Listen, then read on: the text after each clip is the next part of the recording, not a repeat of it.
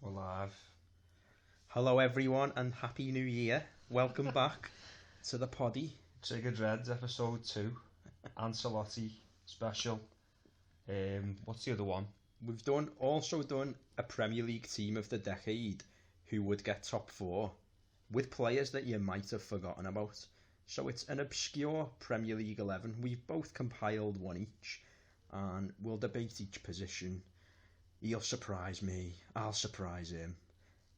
I mean David and myself. And yeah, let's get started with Ancelotti. We're managers though in the Premier League special team as well. We've both named a manager, and what we had to basically do was name a team that wasn't basically a top 4 side effectively, even though top 4 players of the decade from 2010 to 2020 can be in that team, and a manager who's not effectively Alex Ferguson or Klopp or Pep or Jose.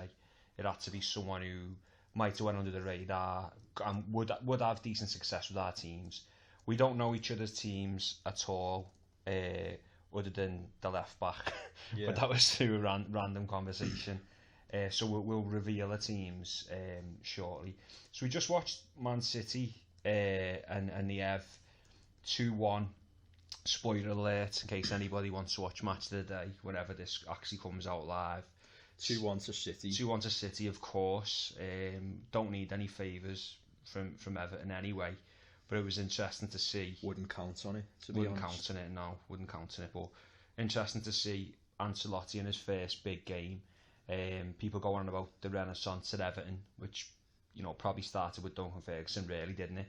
And if truth be known... That's every pre-season. If truth be known, I would have given Duncan the job till the end of the season, but if Ancelotti's available, I suppose you've got to move. If he's available, yeah. I think as well, Ferguson maybe didn't get the job just on a pure comparison base, because there's so many caretaker managers that do take over, and they do well. And then the media and the rest of the fans will back them and go, you've got to give him the job. The job's got to go to Solskjaer, person X, because he's done this. Yeah. And I don't know, for some reason I just think Everton, they're fully aware of that, giving Ferguson the job, and I just think they've thought this particular occasion when the caretaker should maybe get the job, we're still going to go and sign someone regardless. I don't know, they've put themselves on a pedestal, haven't they, with all this investment and Mashiri saying a few things in the media the past couple of years where they've sort of got to put the money where the mouth is. They're talking about Bramley Moordock. Yeah, well, that is talk, isn't it? There's not a spade in the sand there. Apparently, it was going to cost 100 million just to fill in the dock. I heard, for anyone that lives in Liverpool and knows the Churchill flyover, which they've just demolished, I heard they were using that rubble to actually fill in Bramley Moordock, but it was going to cost 100 million. But I'm sure that's new to me. I'm sure Joe Anderson, you know, the mayor of Everton FC, will sort that out for them. But yeah, I think $500 million enough spent now over. You know, was Koeman there when Mashiri was there? Yeah, he was. Yeah, so that's Koeman, Silva, Allardyce, and now the eyebrow himself. Yeah. Ancelotti, 500 billion spent. Is he going to get any more money if they lash another 200 million at him, I suppose, and he doesn't have success? What'll happen then? But being avid Liverpool fans, we were just talking before Klopp signed for Liverpool, Ancelotti was linked, and I genuinely wanted him over Klopp, and that was just because of his CV, his pedigree, what he's done in the game. He is pound for pound done great things with Milan. Yeah, he's one of the best managers of all time, isn't he? It's hard to think of anyone. I mean, but he's instantly Everton's most decorated manager ever. Like, who else is there? Howard Kendall. Surely he is. That's it, isn't it? Joe Royle. Yeah, Kendall won the Cup Winners' Cup in a couple of leagues. I don't know, they beat Bayern Munich en route to the Cup Winners' Cup, but yeah, he goes in, doesn't he? Having won the Champions League twice with AC Milan in 2003, Real, and 2007. I think he won.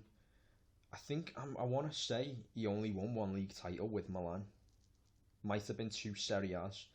The statisticians out there will have to go and do that sort of research. And then Real Madrid, yeah, he didn't win any. Or did he win a Champions League with them in He won the 14? Champions League with them, yeah. He didn't. Yeah, he did in 2014. He did, yeah. Then And Zidane has won. But then I think you talk about world level managers. Obviously, I'm going to say Klopp's the best, and we'll get on to that. Why Klopp's better than Pep?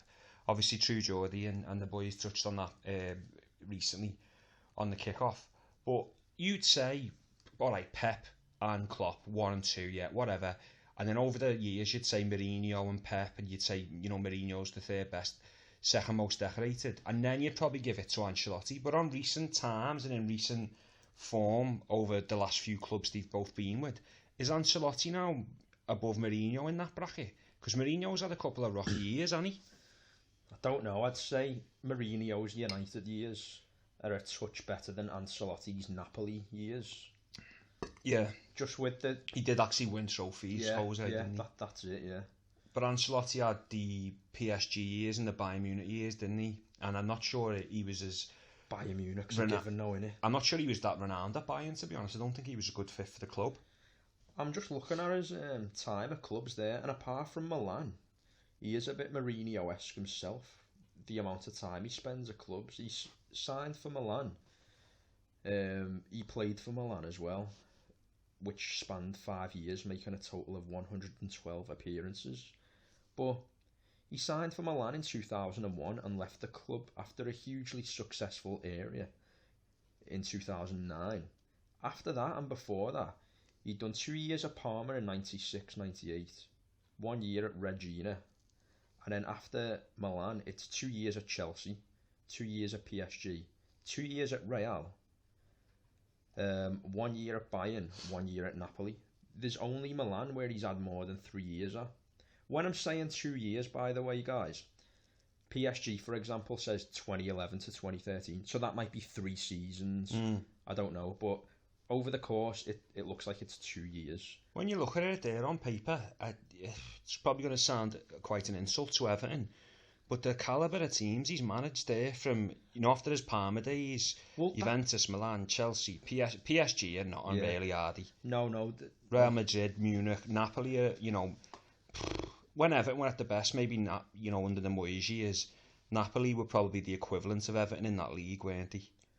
Yeah, to be honest, I never really give Napoli much thought up until we started playing them in the Europa League. Was it 2010, around there? Yeah. 2011. When he had like Lavezzi and Cavani and Hamsik.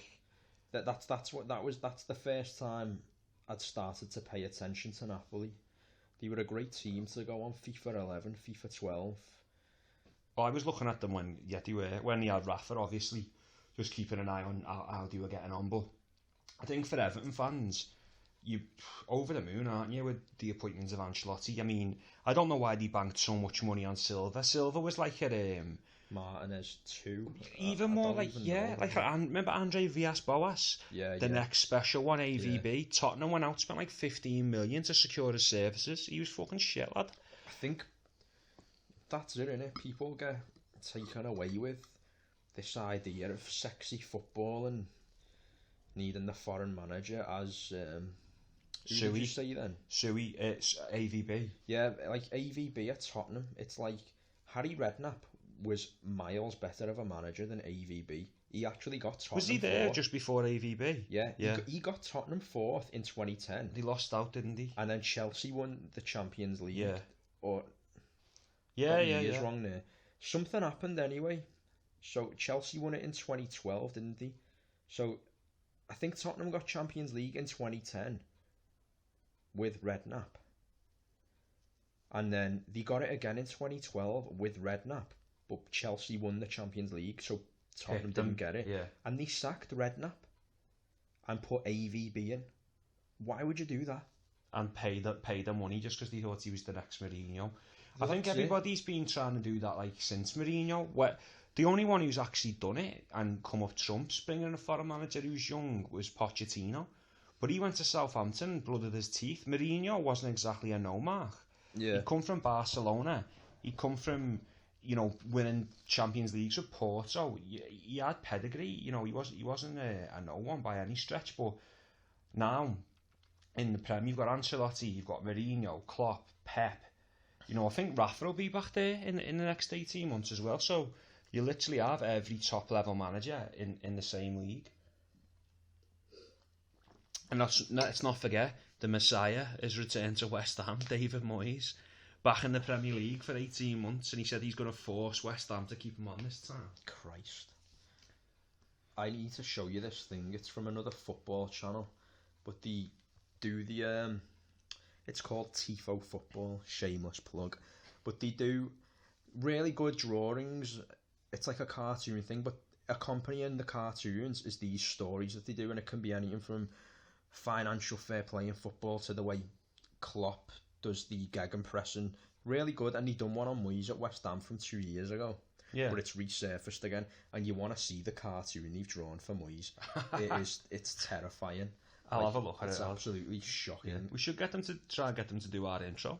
Yeah, not a bad shout. Just looking on intro music then for free on YouTube before we started. And tell you what, it was like we were in a fucking rave in 2001 in the pleasure room. Some of the stuff that was coming on. It was shocking stuff. So next up, we've got United, Arsenal, haven't we, on BT Sports? In 15 minutes kicking off, yeah. I think United are going to smash them, They've got the number, they've had it for a few I think years. going to smash them about 3-1. I agree. Arsenal apparently played well against Chelsea, didn't they? And it was a smash and grab job on Chelsea's part. Everyone was saying Arsenal had chances. I didn't watch it because I was travelling. But I think same again. I think United will... The United tactically have Arsenal in their back pocket. Just it doesn't matter who the manager is, whether it's Van Gaal, Mourinho... who else has managed them in that time? Moyes. I can't remember how they got on against Moyes in 2014, but you know what I'm getting at. There's just something with United. They've just got Arsenal's number on stuff. Well, I think Moyes actually had like a 59% win ratio in his games at United. I don't think he was given the time. No, it was 58. I don't think he was given the time at all. But I don't. It's one of them jobs, The chosen one. Yeah, you're never going to do well there, are you? But I think with Moisey is our leader. Moisey is our leader. I think give it gigs. Yeah. I think I just think teams like Arsenal. I think Neville or Cara was saying, if you want to watch how a team shouldn't defend, watch Arsenal. And they're right. I mean, the defenders they've got are just truly shocking. And they've got some players, haven't they? Arsenal's logic is, we can't defend, we know we can't defend, so let's go and sign David Luiz. Yeah. That is Arsenal in a nutshell since they last won a Premier League title in 2004. You want to talk about a spine, yeah? I mean, Leno seems half decent in goal, but they had Czech-in, Premier League legend, what See his mistake, though, for that Jorginho goal. Well, for me... Leno, yeah. For me, going off on a tangent, I'd probably say Czech's the best goalkeeper I've ever seen in the Premier League. With David De Gea a close second, and I'd only say De Gea's second now because the last few seasons has been a bit shambolic, but he's outrageous. But towards the end of Czech's career, he started to wane, so, they brought Leno in, but then their spines, like Luiz, Xhaka, Guendouzi, who I actually like the look of. At the time, these players, Mustafi, yeah, and Xhaka, they signed them two for massive around money. 70 million. And the rest, it was close to 90 mil. I can't say I was watching Bundesliga, so Xhaka was a player. And I can't say Mustafi was like quality of Valencia, but these players must have been good in their Well, leagues. Mustafi was at Everton at one point, and they let him go. The Eric Dyer era. Yeah, I think he was there at a similar time. Yeah, Eric Dyer's no loss. He's just a thick lump, and I think he's shite. Honestly, this is what I hate about modern football. He is a thick lump he doesn't have any pace, does he? No. To be a holding mid, so he's not getting across from whatever the wing back position to the other wing back to cover ground fast. That doesn't happen. His tackling, you wouldn't say he's on the level of someone like, it's not 8 out of 10 tackling. I don't know what type of tackling it is. Then his technical ability, his passing, his speed, the way he plays the game, it's all very basic. But yet you've got these modernists who would laud someone like Dyer over Ozil.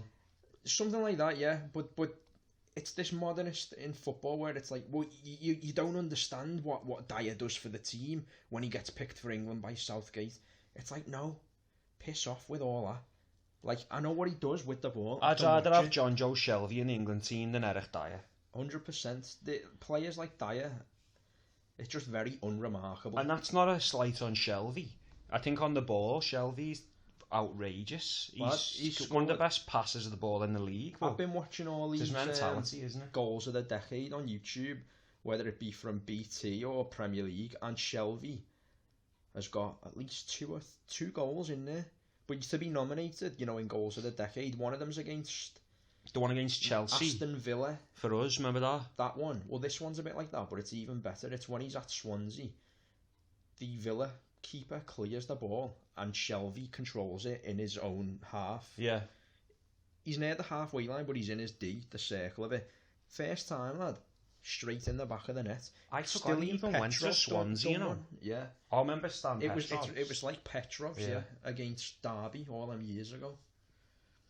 What's best case scenario then for Everton this season? I think what we just seen then, they're not getting top 4, are they? How many points are they off? Fucking top 4, about joker, 11. Aren't you?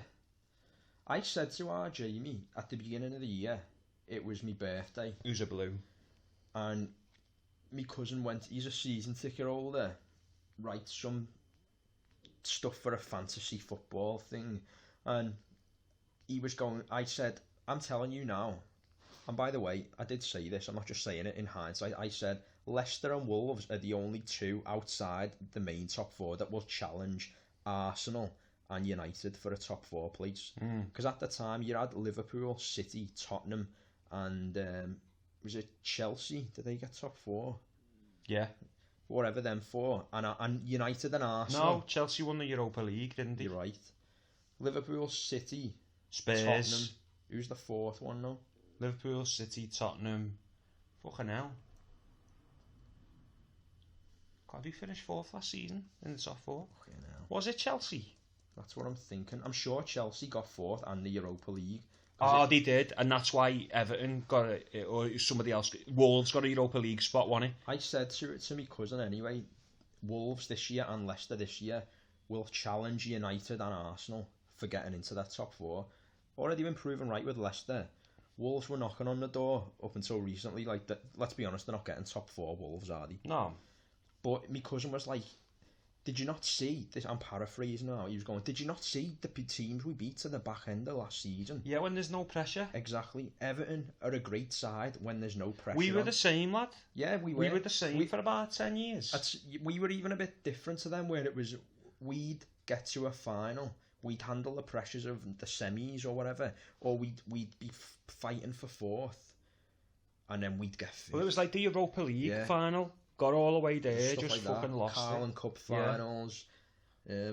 So we'd get far, but with Everton, it's like they literally, it seems like they wait until the 31st game of the season in the league, and then they start playing this sexy football. I think they think all this confidence, and they get buoyed by that. Yeah. But then a new season starts, and the same Everton. It's like it's like, oh shit, now we're actually level playing field with everyone else. I think basically the players think, shit, I might be playing for my future here. So for the last 8 games, they all turn up because they think I might get sold if a new manager comes in, or... Well, especially when you're safe like that, your season's onto a shitter, you're not getting relegated and you're not getting any qualification. You go out there and you may as well think, I'll just play my heart out. Well, they can do that now. Yeah. Because they're in the FA Cup against us. Yeah. So unless they win that, they've got nothing to play for, so they can just relax and play. So can you see how many points they are off the top 4? Just loading the table here. Top 4 is a no-go though, as we just said, for them. The 10th. How many points off it though? Off top 4, 11 points. Bloody hell.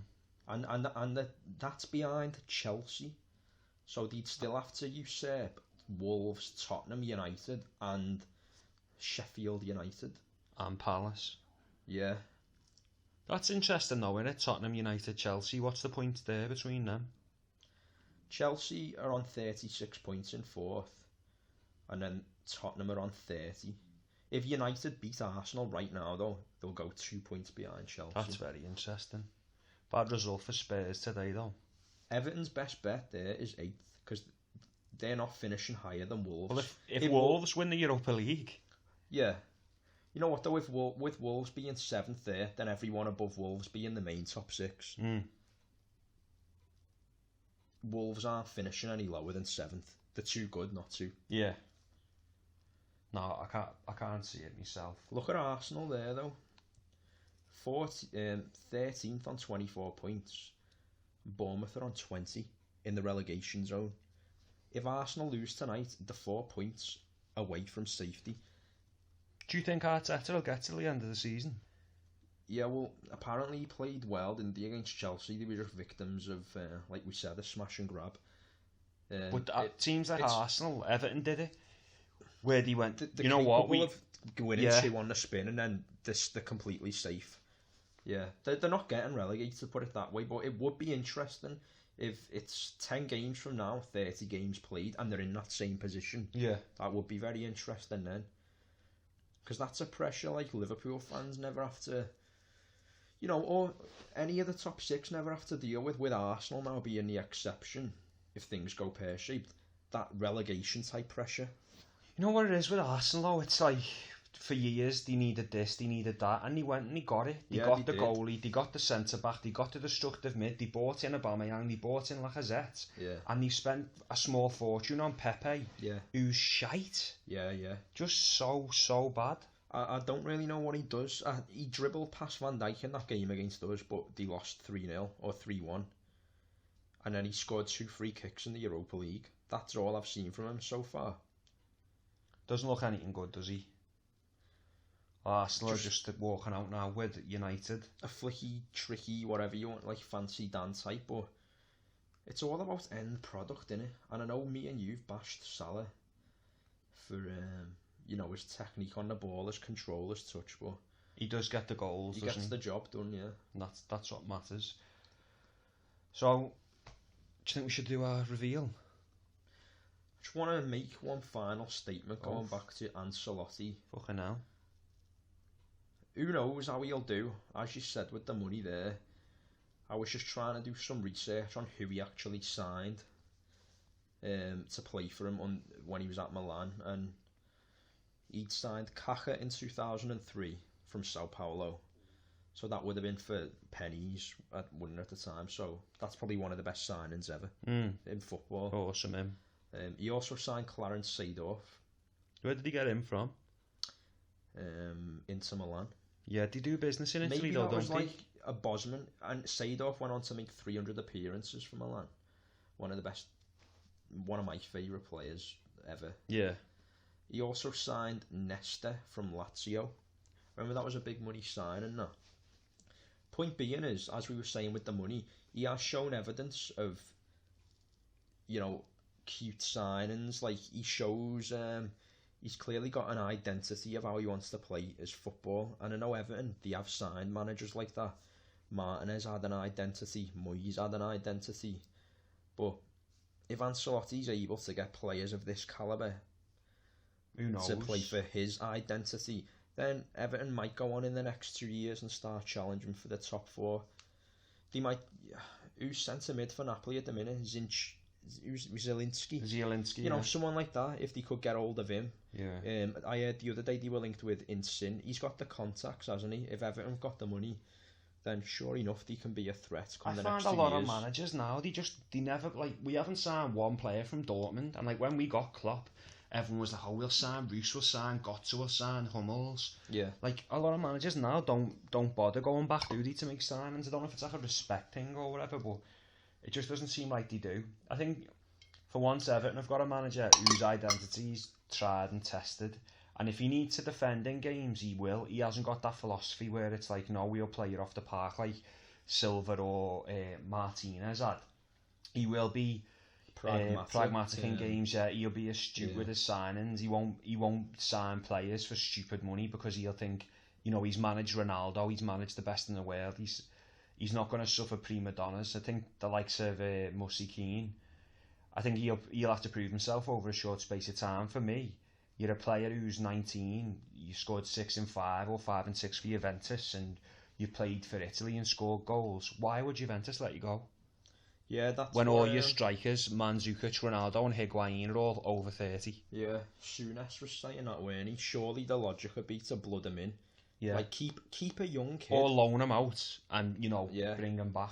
Keep a young kid who's Italian at an Italian club and let him learn off Ronaldo. Really, let him learn off Higuain. That group of strikers, there isn't really much better around. Dybala as well. Yeah. They got Kingsley Coman as well. No, he's at Bayern. That's it, Bayern, yeah. I'm sure he was at Juve. Yeah, I think he was. But it is a strange one. It's like, it's like us letting selling a right back now who's promising, but selling a centre back who's really promising now. Like Joe Gomez or someone. But selling Sepp van der Berg next year. Yeah. He's made 10, 20 appearances. They've all been decent, and he's learning from Van Dijk. Yeah. Why would you sell him? It's got to be attitudinal issues, hasn't United are away here already.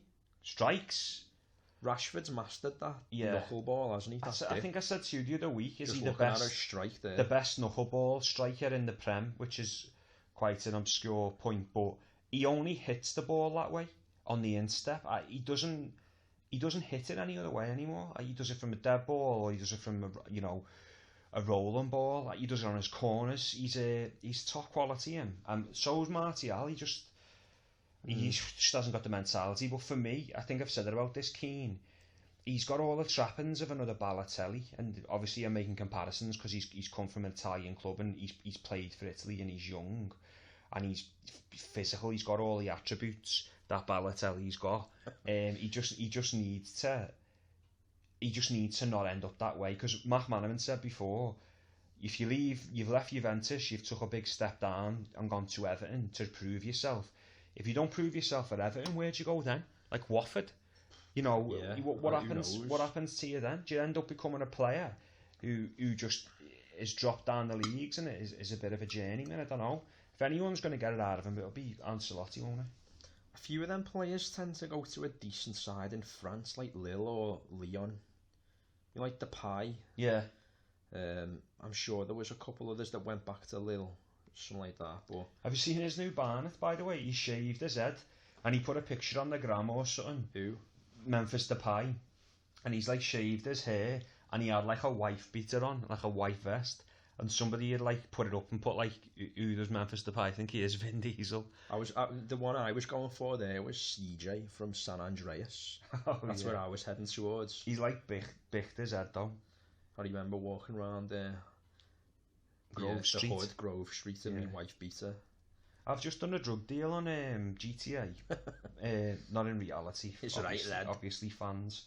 But yeah, I've went back to Grove Street and just tried to buy drugs out of someone's house. It was actually Sweet's house, who plays your brother in San Andreas, and they tried to have us off, but Trevor kicked off, so I had to smoke a few fools and make me exit from Grove Street. Like, what was it, Sweet or Sweep? Sweet. Which one was that again? Your brother. He lived like a door down. Sweet, like sweets. I remember Big Smoke Ryder, who was Easy. Yeah, Sweet. I do know what you mean, like vaguely, but that's going back 15 years ago. Speaking of the last, not 15 years, but 10. Should we get on with our? Yeah, go on. Get on with our. You do the reveal first. What do you mean? You do your team first. All right. Starting with your manager 1 to 11, do your team, and then we'll debate it. Do you want me? All right. So do you want to do it like that? No, goalie for goalie, right back for right back. No. You do yours, then I'll do mine. Right. It's better because we'll be here all fucking day. Right. I'll put the laptop on sleep mode. I've verified all these. I mean my laptop, so I don't have to like keep double checking. So do do the manager, and for each person that you pick, do the rationale why they're in the team, why you've picked them, why they're in the team, what they're going to offer, and what position they're playing. I made it on a thing like that, so there's a quick one. Oh shit, that's decent that. Yeah. Mine's written down on paper like a fucking OAP. Just spilled Coke on your rug. Have you? Yeah. On the rug? Yeah. Oh, you fucking dickhead. And it's gone on my laptop. It's been a Coke spillage on the fucking rug. New fucking... Does you get that kitchen roll, lad? It's not new now, is it? I'll have to pause it. It's back on now. We just had a spillage on the rug, so fucking Steve's just had to get up and do a bit. That was tiring. Now I need to get fitter. He's only bent down and blotted the rug. He's out of breath. The fuck. Christ. Go on, take it away then. Oh yeah, me team. Right, so I'll mention the formation a couple more times just to keep it fresh in your minds throughout this reveal. So it's like getting a legendary pack on fucking... Yeah, this is an obscure team that would get top 4 that have all featured in the Premier League the last 10 years. Me manager I've gone for is Martin O'Neill, because he does have the respect of the footballing world, and he had a couple of tilts at 4th place where they were serious contenders with Aston Villa. Now, the only thing with that is when he was manager of Villa, it was 2006 to 2010. So he did have a season with Villa this decade.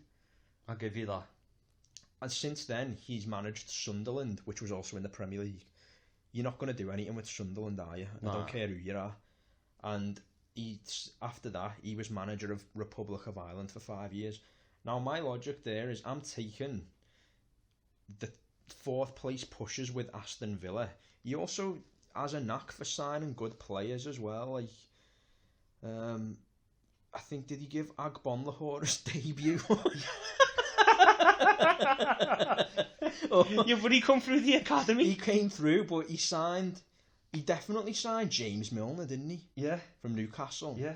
He That was why Kevin Keegan left. Goal, Arsenal. Pepe, The flop. I was going to say he signed Darren Bent, but he didn't. That was Gerard Houllier. Oh God, I forgot he was even there. Yeah. So, yeah, Being I a good thought obscure O'Neill signed players. He Fuck signed... knows, it's just in the Zogby and Agbonlahor then. It was that time when a lot of people were signing like B-list English players, weren't it? So Yeah. right, Villa had Nicky Shorey at left back. I think he's Irish though, and they had Luke Young at right back. Yeah. So these, and he had this John Carew he signed. John Carew, who was yeah. fucking good for him. So I thought, based on that logic, that Martin O'Neill, who has managed in the He's on last decade, yeah. VAR decision, guys. I'm thinking Martin O'Neill would be a suitable manager to get this team of the last 10 years into a top 4 place. And in he's the won a Premier League. Champions League or 2. Okay, so Formation. my formation is a 4-1-4-1. 4 defenders, right back, left back, 1 holding midfielder who's not really going to breach the halfway line. Then the 4 ahead of him is a diamond. So I've got 1 at the bottom. You all know what a diamond is. and then ahead of the diamond, I've got a lone striker who loves to run in behind, and It's not Agbonlahor by any chance, is no, it? the lad can finish. Me thinking with this team, it's very technical, and I've gone for pace and ferocity in the fullback positions. With Nicky Shorey. Alright, so I haven't picked Shorey, so you can all relax there. Get me picture up again. Me goalkeeper at one point held the British transfer record for the highest goalkeeper before Pickford. Craig Gordon. Yeah, he's me goalkeeper. Not bad. So, again, he was at Sunderland. I don't know if Martin O'Neill did manage him, but he was the predecessor to Simon Mignolet, who was the heir to the throne to Craig, which are very big boots to fill. Yeah. And we obviously signed Simon on the back of that, but Sunderland, they're obviously doing something right with the goalkeepers, aren't they? Because They signed Gordon for that much money, 9 million at the time, or 10 million. He wasn't bad for them. Injury prone one. He never got relegated. That you know, and that's the main thing when you're at Sunderland, not to get relegated. He never got relegated with them. They've obviously they must have had a good goalkeeping coach, because after that, Mignolet went to Liverpool, so we saw something in him we liked, and Everton then signed Pickford, who's broken Craig Gordon's own record. So I think Craig Gordon at the time, and how old was he when he signed him? Yeah, young 20s, mid 20s. He was a young lad, wasn't he? So what do you think of that? The goalkeeper? I think it's a good goalie. I knew as soon as you said the record, I knew who it would be. But it's definitely an obscure one, and you know he's at a good level. My alternative to Gordon, who I didn't go for, was Tom Heaton. Yeah, and I just thought he's just a solid pro, isn't he? Yeah, he's a solid pro, and Gordon had a bit more about him in terms of. To be honest, guys, I can't really tell you what Gordon was good at. Whether he was good at quick reflexes, I think he was, because let's not forget he did play for the Black Cats. But there was more hype around Craig Gordon because he had that price tag, as being the most expensive goalkeeper. Me left back is, I don't even think anyone will remember this. Now, I know you do, but it was a guy who played for Portsmouth called Nadir Belhaj. It's so funny because we obviously, when we were off air before, and I said we were talking about that, and he was the first person I thought of to play left back for me. And I just remember watching Harry Redknapp's Portsmouth, and he would just bomb on, but he would take everyone on. Yeah, he was fucking sick. His defensive capabilities are a bit questionable, but he was like a flying left back before flying left backs were a thing. Yeah, this guy could dribble. Like, he just had that knack of ability that you couldn't teach. He was Algerian. I'd say we all know what the Algerian quality of football is like, but we don't, and that's the point. No one taught this lad how to play. He done what he wanted to do, and he just bombed on. And he did get a couple of goals and assists for Portsmouth. He only played for them from 2000. I think when I was looking on his wiki, he might have been there for 3 seasons, but he did play for them in 2010. Yeah. And Redknapp signed them when Portsmouth were doing pretty good. Was that the season he won the cup? They won the FA Cup in 2008, but they did get to another final. They had like Yakubu and Defoe and Sully Muntari, didn't they? Yeah. Sully Muntari. I looked at him, by the way, and he wasn't eligible to make this team. So he's me left back. So I've got Craig Gordon and Belhaj. I'll give you my other full back. I was going to go for Seamus Coleman, but I thought this other fella, he's a title winner. He's got top 4, and he's survived relegation a lot of times. So you know he's up for the fight if it was to get tough. I've gone for Victor Moses. Victor Moses, a fullback, that is obscure. Yeah. Played for us as well, didn't he? And he's versatile. Yeah. Played for Wigan, Crystal Palace, Chelsea, us. I'm sure he's on loan in Turkey at the minute. I thought that lad, as a peak Victor Moses at fullback, is pretty much faultless. That Chelsea type Victor Moses, because he did win the title with them, didn't he? Yeah, he was one of the stars as well for that season for them.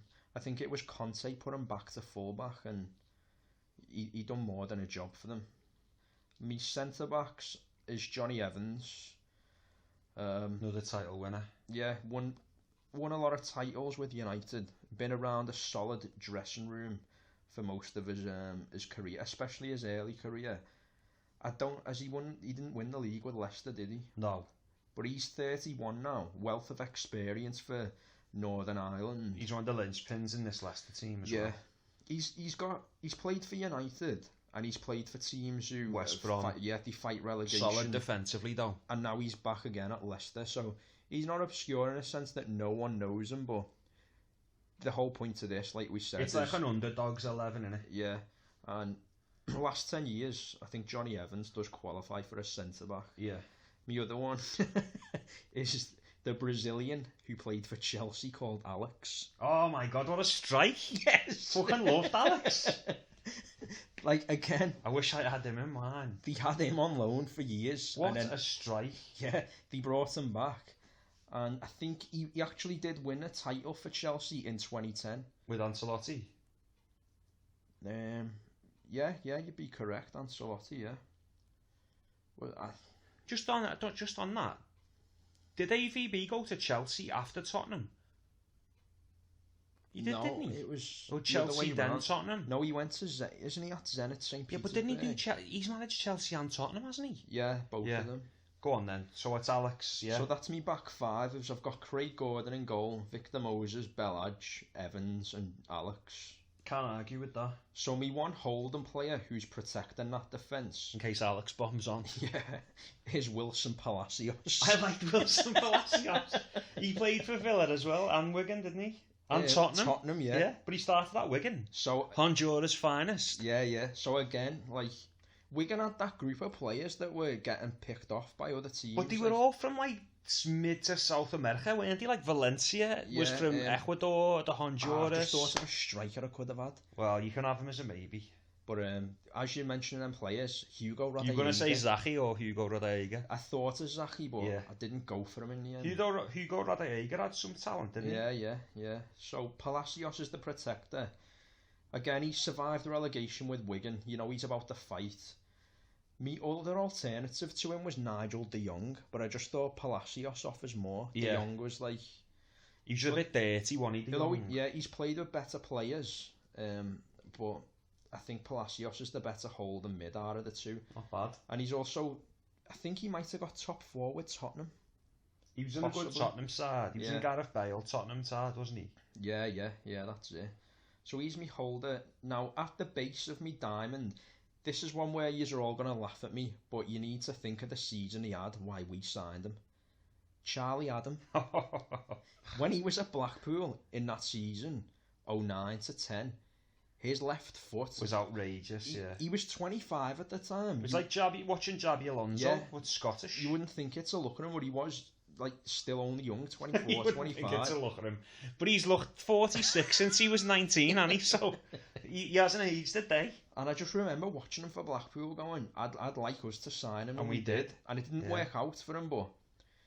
He had the ability, though. But that season in Blackpool, and he's one of the few players who scored from his own half. Yeah. So his technical ability... He's on all your set plays. Yeah, that type of Charlie Adam would pull strings, like, on his day for the team. Pepe's having a blinder, by the way. Left side of the diamond, this is another guy... Now, some of these will get inconsistent. In fact, I'd probably say... I've nearly said his name then. Charlie Adam and this guy are probably your most inconsistent ones. You need them to perform. So on the left side of me diamond, I've gone for Ed Altarat. Yeah, I was going to put him in. Yeah. All the ability in the world, that lad. Played for Tottenham, was an absolute gem at QPR. Just obviously didn't apply himself. I was torn between him and Ben Arthur.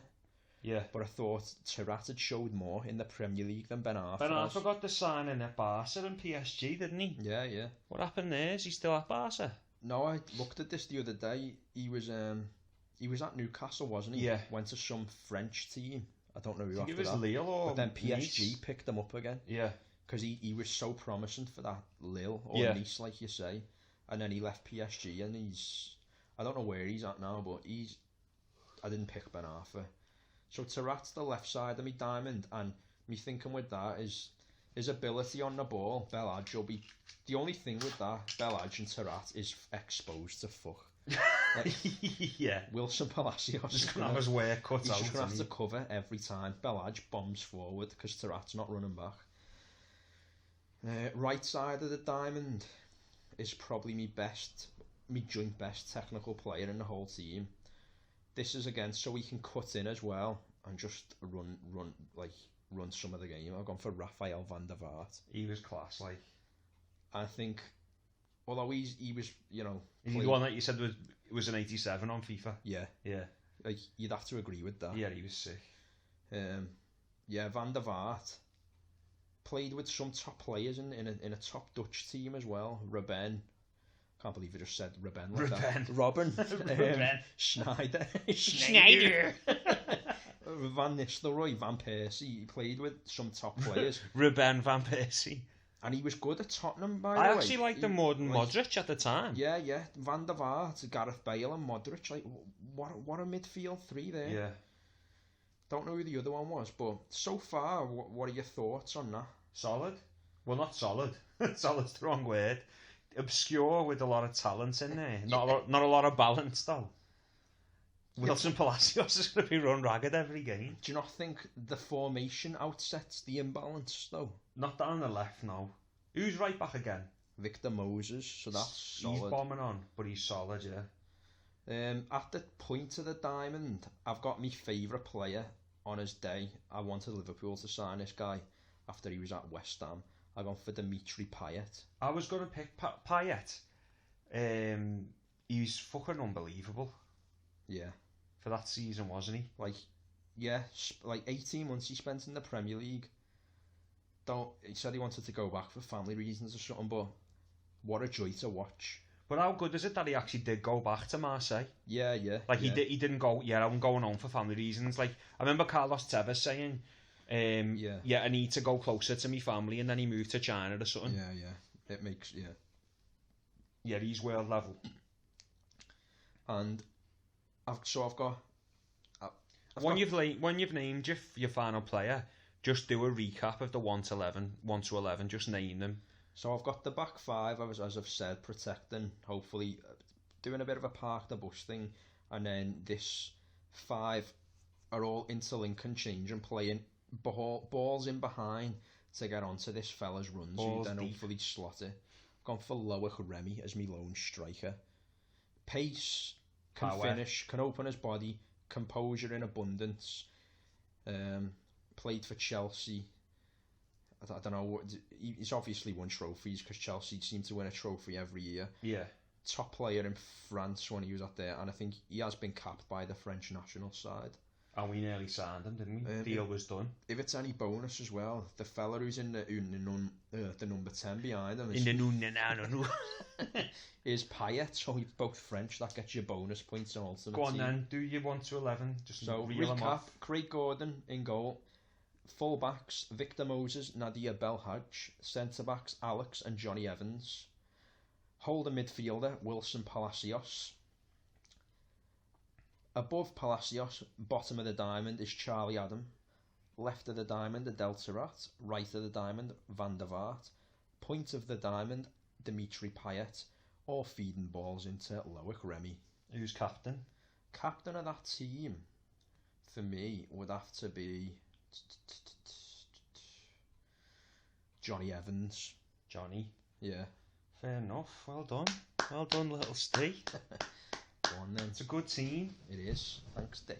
Be interesting to see if there's any variants. Oh yeah. But I'll. Well, I don't know. You know, Grandad Dave here has got his written down on some paper in a book. So yeah, I did do mine on paper. I'll reel mine off. But I just obviously, do the rationale behind them, formations, what have you. Just before they get started, Arsenal playing really well, and that Pepe's got Luke Shaw on toast at the minute, hasn't he? We were slagging him off before. Slagging him off big time, but he's really playing well. Controversial, but I don't mind Luke Shaw. You know, he's not a bad player at all. He's just around at a time when United obviously aren't the best, and there's a lot of top left backs in the league now.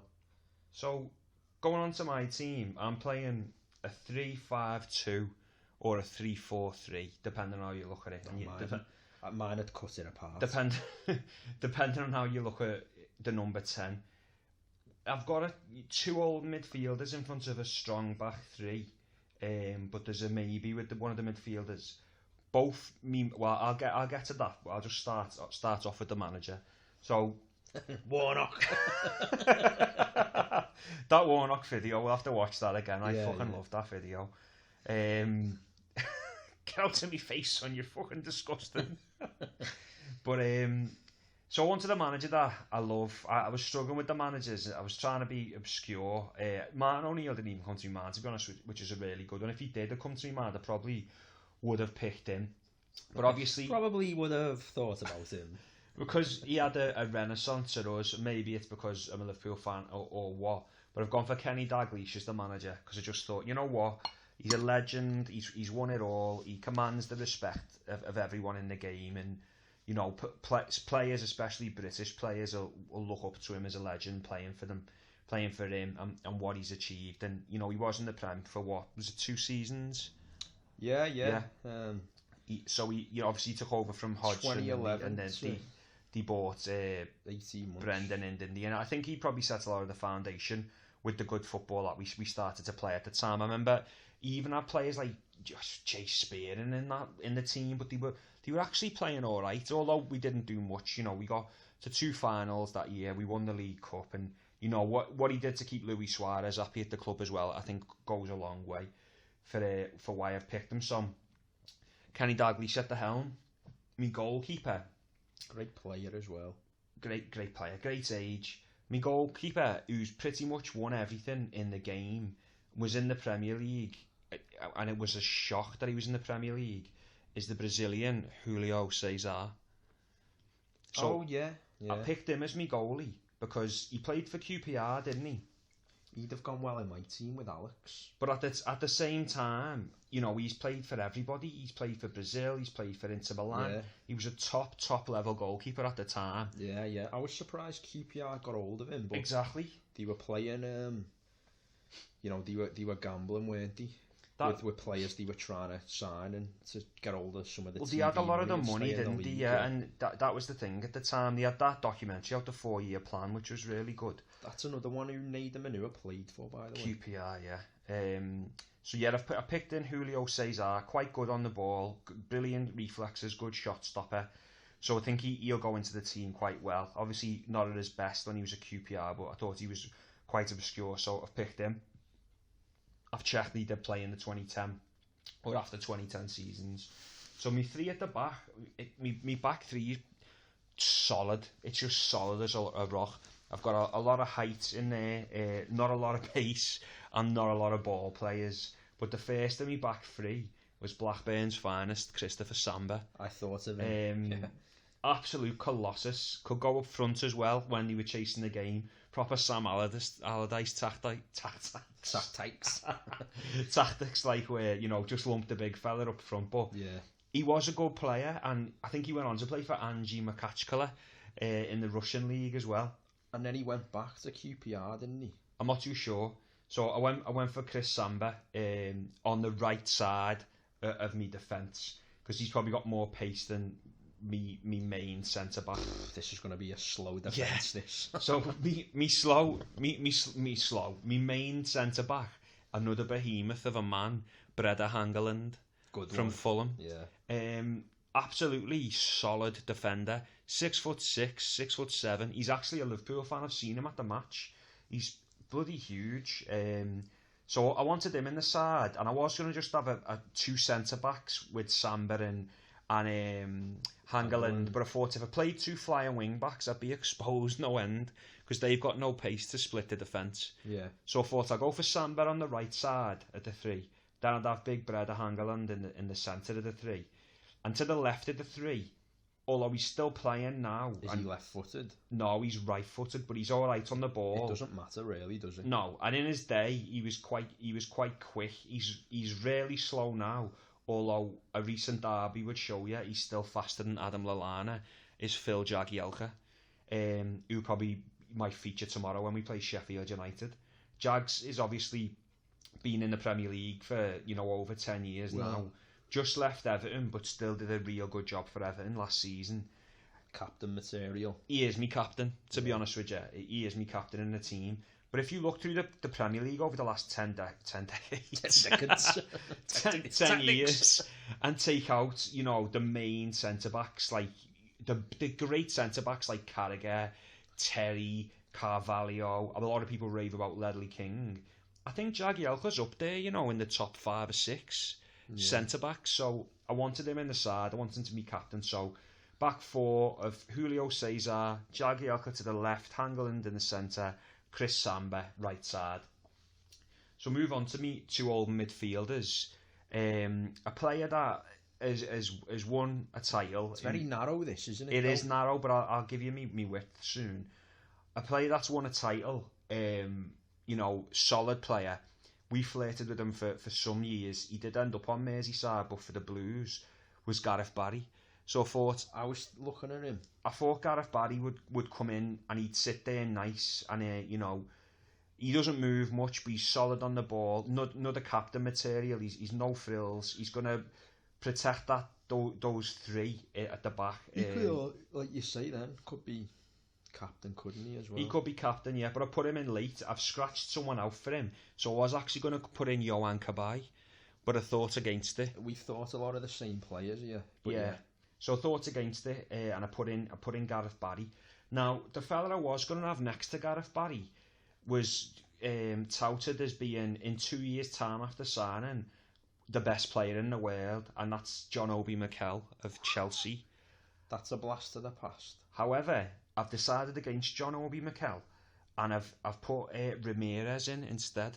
He crossed my mind. Who played for Chelsea, because Mikel and Barry, although would be solid, you wouldn't get past them. They can't move, can they? They're both I think slow. Ramirez is the best player you've put in so far. Like, he was a quality runner off the ball. Yeah.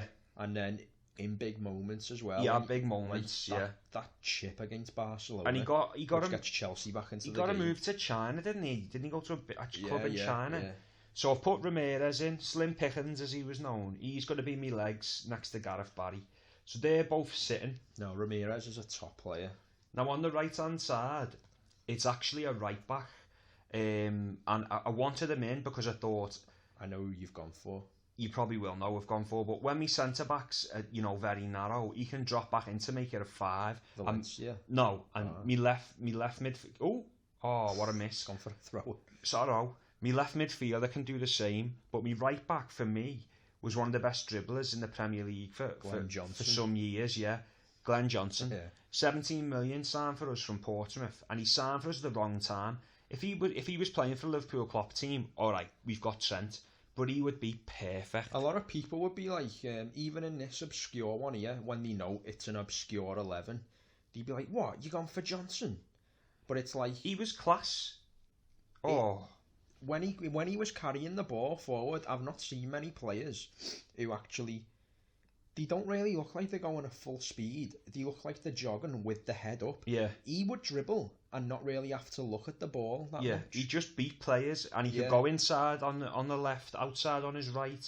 He was an athlete. He was strong. I thought he was quality. Yeah, and he had a good left foot. He'd scored a few screamers on his left foot. So I've got him in to offset the defence, but also to provide not just dribbling forward and being an athlete up down the wing, but to provide crosses for me front two. My front two are quite tall, both good in the air, but both got pace as well. So that's Johnson on the right. My left mid he was one of the first names on the team sheet, more from a nostalgia standpoint, but he had goals in him. He had a cracking left foot, and he was a good, solid technical player. Morten Gamst Pedersen. Oh yeah. From Blackburn. I don't know if you remember him. I do. I didn't even think of him in this. I thought of someone like David Bentley. Yeah, I thought of Bent. I wasn't really keen on him at Tottenham, and when he was at Blackburn, he was quality, but that was before 2010. I can't really remember the form Pedersen was on.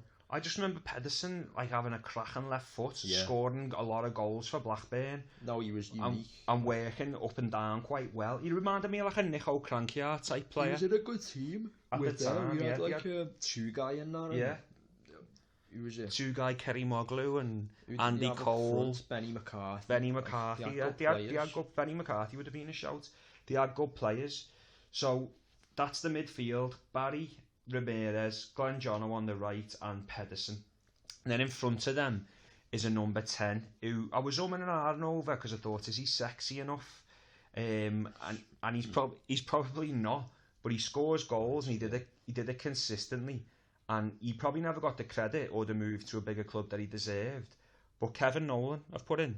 See, I was going to put him in, but I don't like the Kevin Nolan at Newcastle. The one at Bolton, I would have done him. What about the one at West Ham? He did, actually. I forgot he even played for them. He played great with Andy Carroll. Yeah. They were the perfect foil for each other, weren't they? No, that is a good shout now you mentioned West Ham. He got like 8 to 10 goals a season as a midfielder. He was solid on the ball, composed. He had a bit of bite in him. He put it in when he had to put it in.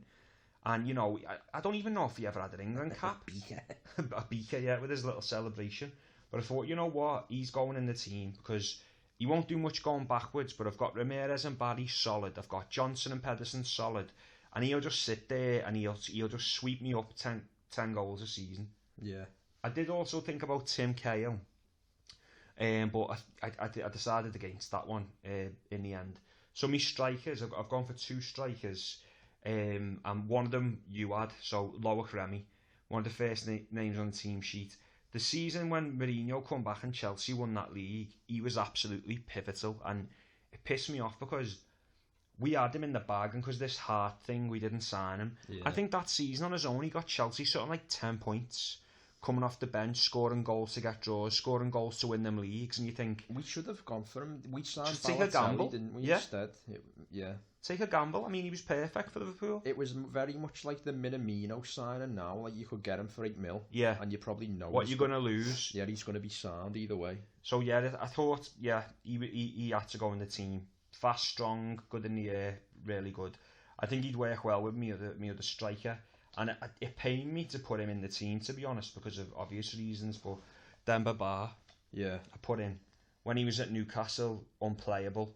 Went to Chelsea, obviously done some damage against us. Good in the air, strong, fast. So I've got quite a lot of height. Team. You know who I think might have complemented Remy better though? Edin Dzeko. Because he's still on the level of Demba Ba there. But obviously they played together, didn't they? So yeah, and I don't know. I was quite reluctant to take like players from the likes of City and Chelsea if I could help it. But you know, then I thought the likes of Gareth Barry was a bit obscure. Ramirez was a bit obscure. So 1 to 11, I've got Julio Cesar, Samba, Hangeland, Jagielka, Barry, Ramirez, Glenn Johnson, Pedersen, Nolan, Remy, and Barr with Dalglish as the gaffer. Yeah. It's a good team. It'd be a good match. I'd definitely tune in, watch that game. Wonder who we need to speak to make that happen anyway. What? To make that game. Oh yeah. Charity football. That's the team anyway. That's both the teams before half time in the Arsenal game. So I mean, we've rattled on for over an hour now. And best conclude. Goes quick, doesn't it? Yeah. Does conclude. It does. We'll have to call it a day, but it is the first of the first 2020. So hopefully we'll get more Triggered Reds episodes out in the coming weeks, and potentially go video in it. Yeah, at some point. The plan, like, that's the plan. Need to try and sort somewhere to host it consistently. So we'll keep you posted, and we'll see you at the next one, fans. Oh, good effort there. Ta-ra.